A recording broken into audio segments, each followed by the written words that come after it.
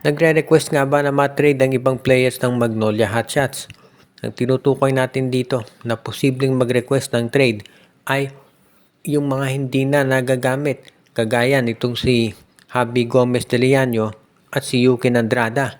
Posible rin na baka itong si Chris Kun mag-request din yan na i-trade o malipat sa ibang koponan.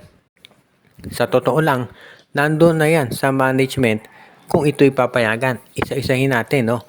Yung pag-trade dito kay Javi Gomez de Leano, hindi na yung nababago dahil matagal na napapabalita. Itong sunod-sunod na pagkatalo ng Converge, yung 4 na sunod na, baka yan na talagang maging trigger para itong si De Leano ay dalhin sa Converge kapalit ni Alex Stockton. Samantala naman, itong si Chris Kun, alam natin nanggaling yan doon sa Global Port dati o doon sa Titan Ultra at maraming teams ang may gusto dyan, kabilang na raw itong Phoenix Fuel Masters. And of course, si Yuki Andrada, 6'8", stretch 4 about. Naturally, ang daming mga teams na nag-i-inquire dyan. Pero hindi nagmamadali sa mga trade itong si LA Tenorio. Dahil sa tingin niya, okay pa naman itong Magnolia, especially since nanalo sila kontra sa Barangay Ginebra doon sa last game nila. Kinakailangan lamang talaga na ipakita nila na sila ready na maglaro dito sa PBA Governors Cup at gandahan nila yung kanilang magiging performance so far. Sa tingin ko, magiging okay naman to para dito sa Magnolia na i-trade ang mga nabanggit kung sulit yung kapalit. Yung De Leano for Stockton, sa tingin ko fair yan. Samantala naman kung si Chris Kun gustong makuha ng Phoenix Fuel Masters, pwede siguro na ibigay na kapalit itong si Ken Taffin. Pagdating naman dito kay Yuki Andrada, kung kukunin niya ng Titan Ultra, baka si Joshua Monson ang pwedeng hilingin ng Magnolia na kapalit.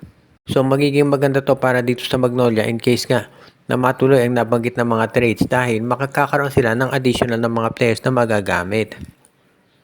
Itong Meralco Balls naman daw ngayon ay pinag-aaralan mabuti kung ano isasagot dito sa PBA. Doon sa, alam natin, yung pinag-aaral yung issue dito kay Cliff Hodge. So in case daw na masuspend dito si Cliff Hodge, nag-iisip na Meralco kung sino ang kukunin nila na power forward na pwedeng kapalit. Pwede silang tumingin sa free agency o kaya makipag-trade. Baka daw subukang kunin nitong Meralco Ball si Abu Tratter, no? Yun yung isa nilang pwedeng makakuha na power forward in case nga na medyo matagal yung suspension kay Cliff Hodge. Or pwede rin na kumuha sila sa MPBL or yung mga free agents ngayon. Baka naman doon sa sister team nila na si Tyrus Hill o kaya itong si David Morel ang kunin ni Coach Luigi Trillo. So meron siyang mga players na pwedeng pagpilian just in case nga na masuspend itong si Cliff Hodge. Dahil sa kasalukuyan, no, pinag-aaralan pa ito ng PBA at kinakailangan ang Meralco ay sabi nila confident sila na si Cliff Hodge ay walang ginawang mali. Kaya sa tingin nila hindi ito masususpend. Pero syempre, bilang isang PBA team kinakailangan maging practical ka rin, no? At i-consider mo lahat ng options na in case nga ito si Cliff Hodge ay masuspend, kinakailangan meron kang player na ipapalit sa pwesto niya. Tandaan natin, itong Mod Almasan ay hindi ngayon nagagamit nitong Meralco Balls dahil merong injury.